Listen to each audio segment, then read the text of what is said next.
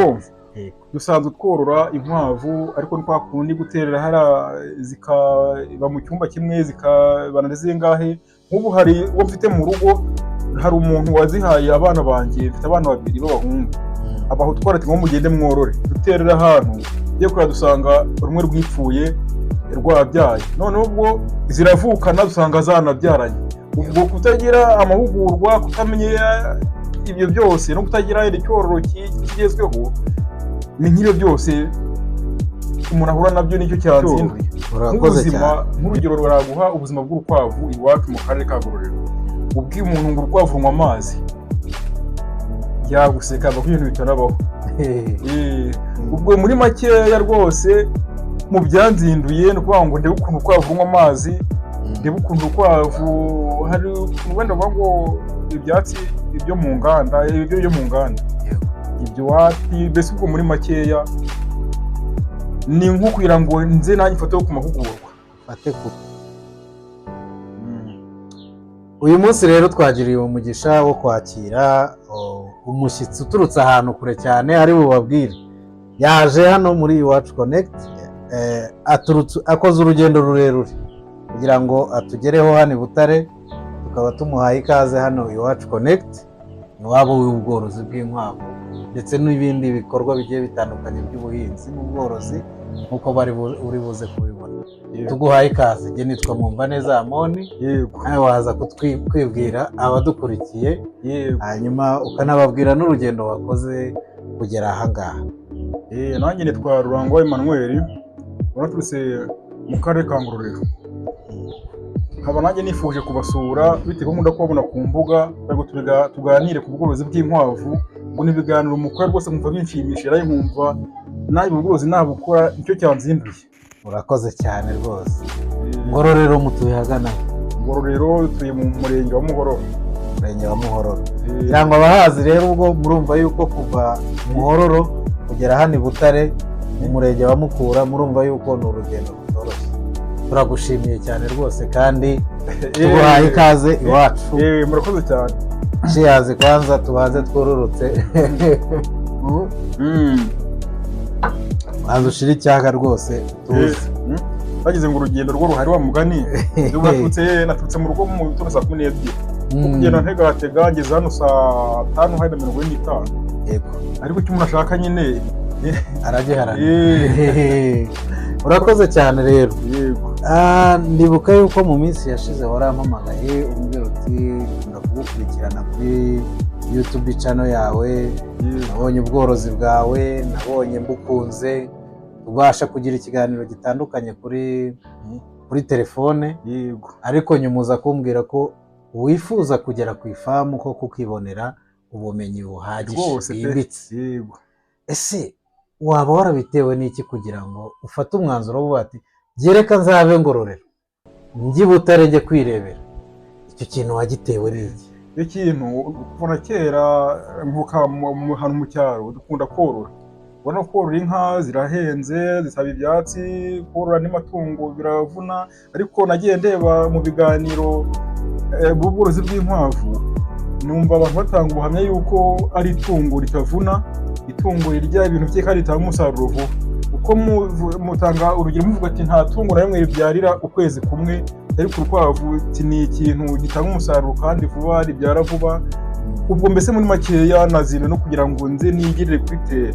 Uko mwarambwiye ati se wazakohereza nko ku modoka cyangwa se ngiye nk'i Kigali nkazakuzanira tugahura nk'imuhanga, ndavuga ati nzaza nzinduke ngewe ngire kuri tere munyereke imbona nkubone. Yego. Urakoze cyane. Bakunzi ba Iwacu Connect, ngira ngo nk'uko benshi basanzwe bampamagara kuri telefone tukajya inama tukaganira, ariko uyu yabaye umwe mu b'ingenzi navuga bo waturutse kure, nyuma y'abandi nabo bagiye baza, aba hafi bo duturanye bo basanzwe baza, ariko uyu yabaye intangarugero. Kandi noneho uyu munsi aracyura icyororo, umunsi aracyura icyororo. Tukaba twishimye no kuba tugiye kubona ambasaderi hariya Ngororero. Hari abantu benshi bajyaga bamamagara bari mu bice by'iburangirazuba, hariya za Nyabihu, abajya bamamagara bari Gisenyi. nababwira ngo nkorera hano i Butare bakaba bati ni kure cyane. agenda ugasanga rero nanjye kuboherereza icyororo biragoye. biragoye. Ariko uyu munsi wa none kuba mbonye umugisha nkaba mbonye ambasaderi hariya hafi yabo, nabo karibu, kandi noneho muzamurebe Ngororero niho haba hafi. ubu n'undi ambasaderi tubonye hariya ugiye kujyana icyororo cyacu, kandi twizeye ko kizadufasha. Hari ikibazo cy'amatsiko waba ufite? Ikibazo cy'amatsiko, dusanzwe tworora inkwavu, ariko kwa kundi guterera hara zikaba mu cyumba kimwe zikabana zingahe. Nk'ubu hari uwo mfite mu rugo, hari umuntu wazihaye abana banjye, mfite abana 2 b'abahungu, abaho twara ati ngo mugende mworore, duterera ahantu yo kwa dusanga rumwe rwipfuye rwabyaye, none ubwo ziravukana dusanga zanabyaranye. Ubwo kutagira amahugurwa, kutamenya ibyo byose no kutagira icyororo kigezweho, ni nk'ibyo byose umuntu ahura nabyo, nicyo cyanzinduye. Urakoze cyane. Nk'uko ubivuze neza, uravuze uti zaranabyaranye kandi yego. Ibyo rero nibyo tujya twita amacugane. Amacugane rero ni ikibazo, kandi noneho ni risike aborozi bakunda kugira, bano bororera hasi cyangwa se bororera mu nzu gutyo bagashyira aho ngaho, kubera ko za nkwavu ziragenda zigacukura imyobo, zikagenda zikiberamo. Ntushobora kurufata ngo umenye ngo rwarwaye, ntushobora kumenya ngo byagenze gute, mbese kurukurikirana ubuzima bwarwo biragorana. ngira ngo mu kanya nitujya gusura ifamu uraza kureba uburyo ushobora gukurikirana urukwavu, kubera ko ibiraro biri hafi, urabasha kuruba warugeraho byoroshye, ukamenya ngo rwarwaye, ukamenya ngo rwariye, ukamenya rwabyaye, ukamenya rurahaka. Ibyo byose bitewe n'uko ubasha kurugeraho, ibyo byose birashoboka. Ariko iyo washyize hariya ruba rwigenga nyine, iyo ugiye kurufata rujya mu mwobo, ntushobora kurukurikirana. N'abana rero usanga kenshi hari abashobora gupfira mu mwobo ntunabimenye, ukazabona urukwavu rwazamuye abana 2 cyangwa 3. Itandukaniro rero riri hagati y'izi nkwavu zacu n'izo ngizo zindi, ziriya zindi zisanzwe nazo ni nziza, ahubwo uburyo buzororwamo nicyo kibazo. Icyo ni ikibazo. Gusa nanone kuba ari nziza, ni nziza, zitanga umusaruro uringaniye bitewe n'ubwoko bwazo. Gusa ariko ugereranyije hagati y'icyororo kidutanga kigezweho n'icyororo gisanzwe cy'ikinyarwanda zisanzwe, usanga umusaruro ntabwo ungana. Izi ziri lokale zisanzwe dusanzwe tworora, zitanga umusaruro w'abana bake, usanga ni abana 3-4, mu gihe zino zindi zitanga abana 7, 8, 10, hari n'izirenza 10. Ubwo rero ugasanga no mu mikurire ibitandukanye. Ruriya rukwavu rwacu rw'urunyarwanda usanga umwana agira amezi 4 kakiri gatoya atarafatika, ariko ngira ngo uraza kubabona abana b'amezi 4 hariya muri famu, urukwavu rufatika. Rero imikurire ni kimwe, biratandukana, ndetse n'ubuzima bwazo ugasanga buratandukanye. No gutanga icyororo, umusaruro ugasanga rutanga abana benshi kuruta uko rwa rundi rusanzwe ruri lokale. Iyo ni ryo tandukaniro rero. Rero iyo ugize amahirwe rero ukabasha kuva muri bwa buryo buri gakondo ukajya mu buryo bwisumbuyeho, biragufasha cyane. Kandi nishimiye yuko wowe watangiye. Ubwo naratangiye, ariko navuga ati wenda uzanyuza icyororo. Nk'ubuzima, nk'urugero baraguha ubuzima bw'urukwavu iwacu mu karere ka Ngororero. Ubwiye umuntu ngo urukwavu runywa amazi, yaguseka ava ku bintu bitanabaho. Ubwo muri makeya rwose mu byanzinduye no kuvuga ngo ndebe ukuntu urukwavu runywa amazi, ndebe ukuntu urukwavu hari ukuntu wenda bavuga ngo ibyatsi ibyo mu nganda, ibyo byo mu nganda, ibyo wapi, mbese ubwo muri makeya ni nko kugira ngo nze nanjye mfate ku mahugurwa, ufate ku bumenyi rwose. Ni karibu hano rwose, ubumenyi urabuhakura buhagije. Niba iwacu muri Ngororero nta muntu wavuga ngo nororera inkwavu mu buryo bw'umwuga. Noneho urabona ko kurya inyama biragoye, biranahenze, ariko ufata urukwavu waruterera ahantu mu cyumba runaka, wajya kure ugasanga bararwibye, buryamye ukumva ibishandi wazikize barutwaye. Noneho ariko mumbwiye ndebye no kwikorana ukuntu muzubakira, nsanga wenda ni ikintu ahubwo nsanga kubakira inkwavu ariyo kintu kigoye mu bindi biraro byose. Bisa nkaho bigoye ariko n'ubundi ubu bikoreye rimwe. Ikindi bino biraro twubaka birinda inkwavu ibyonnyi.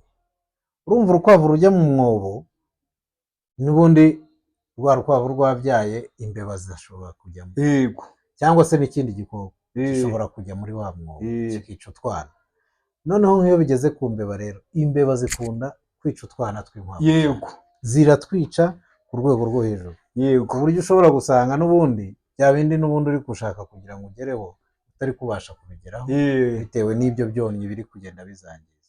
Ariya mazu rero twubaka ngira ngo warabibonye nawe waratangiye. Naratangiye. Kandi nanagushimira yuko ufite imbaraga mu gutangira uno mushinga. Umushinga mwiza. Yego. Ntabwo ari bya bindi byo kuvuga ngo ni byo gushyiramo montage uraza kubyibonera. Ariko icyo nakubwira ni kimwe nuko utu tuzu twubaka iyo watwubatse neza urukwavu ruba rutandukanye n'umwanda. Yego. Kwa gutandukana n'umwanda ni ugutandukana n'indwara.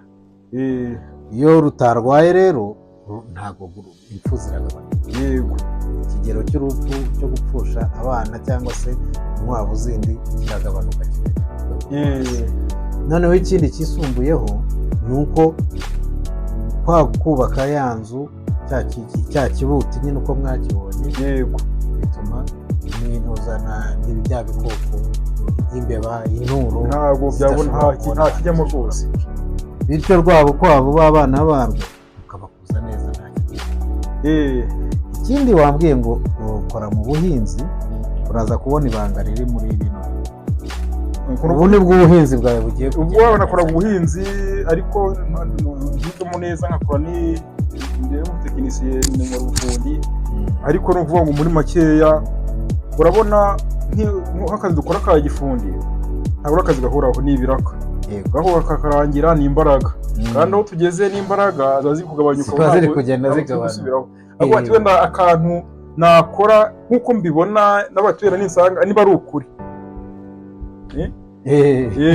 Kandi bakaba baje umutima akazindura amaguru bamugana we yandirimbo ati niba ari ukuri uracyafite impungenge. Reka nkumare amatsiko reka tujye ku ifamu. Reka tujye ku ifamu uzisure noneho tuguhe n'ubundi bumenyi hariya. Ariko wenda hari icyo wenda ushobora kuba waganiriza abantu cyangwa se wenda uraza no kukibabwira nyuma umaze gusura ubworozi umaze no kubona amasomo y'ingenzi. Gusa wenda ko nakujya turajya mu ifamu nk'abantu bari mu iwacu mu Ngororero nazindutse nagiye ihuye ubundi muri iwacu connect. Iwacu connect mu Irango ugeze hari mu Irango nkumva kuri radio. Ariko naye nabaserukiye reka gire uko byitwaye gize amahirwe nanjye nk'abantu bari iwacu mu Ngororero wenda nanjye bazansure ni najyana aho nzarushyira nzagerageza ndukurikirane uko bizagenda kose nanjye. Yego. Ninjye mvuga ati nzagusura nanjye nzagusura rwose magere kugira ngo kuko twebwe icyo dukora ni uko uwo duhaye icyororo n'ubundi turamukurikirana tugakomeza kuvugana umunsi ku munsi kugira ngo turebe imbogamizi zishobora kuba zihari izo ahuye nazo tukamufasha kuzikemura byaba ari iki kuko ibi bintu ni ibintu bisaba kubikurikirana umunsi ku munsi. Rero muri urwo rwego dufasha abakiriya bacu n'abatugana kugira ngo muri kwa kunoza serivisi iyo bose ukoze igikorwa cyo kuvuga ngo utangiye umushinga turaguherekeza kugira ngo n'ejo ejo bundi nitwongera guhura uzavuga uti wa mushinga kuko urakora sibyo. Ati ntabwo ari bya bindi by'ibikabyo cyangwa se bya za social media byo kuri YouTube n'iki ariko icyo tuba twifuza ni uko twese twafatikanya nk'abanyarwanda kugira ngo umuntu ave ku rwego rumwe agere ku rundi. Aba ari byo byiza ni igihugu cyacu nicyo bitwifuriza kugira ngo tugire ubuzima bwiza. Yego. Niko biba bimeze. Urakoze cyane. Reka tugere ku ifamu noneho turebe uko bimeze. Yego. Ufite amatsiko rega ufite amatsiko nagambare bakumbuga. Rero muri iwacu connect famu yacu iri mu rugo. Yego. Ikintu ntari nakubwiye nuko ubu ni ubworozi bukorerwa mu mwanya muto. Ahantu hato ushobora kuba ufite ushobora kuhabyaza umusaruro. Yego. Ni karibu rero ngwino tukwereke aha yego mukomere bahungu banjye. mukomere aha rero dutangiriye ahangaha urabibona yuko naho dutegurira ubwatsi bw'inkwavu.